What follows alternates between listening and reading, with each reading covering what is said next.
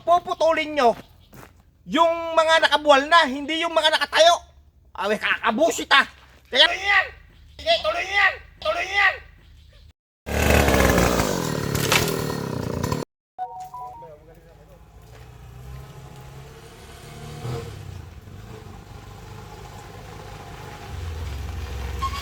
Ay!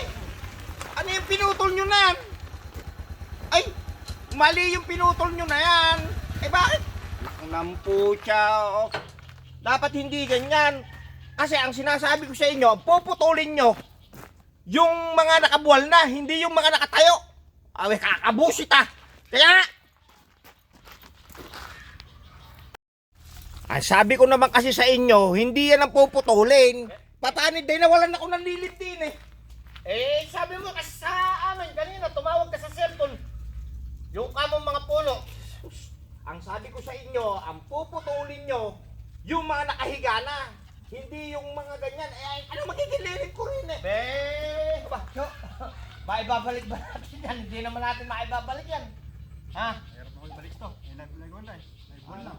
Naku po, eh, paano tayo? Abe, binili ko yung puno na yan. Yung maliliit talaga yung 250, tapos puput. Ay, Jim, kakabusit ah. Mali yung turo nung kwento. Bata nyo. Halika nga. Abe, problema mo yung init. Halika. Ba't ka nila eh? Hindi, kung mainit ka pagka pupunta ka rin, magpayong ka. Oh, ayan, napayungan mo ako. Ayan. Kakabusit eh, tuloy niyo yan. Nasabi ko na eh. Pati dalawang tao eh, tuloy na papaputla mo. Tuloy. Taliwala ka. It's a prank! Kala nyo ha?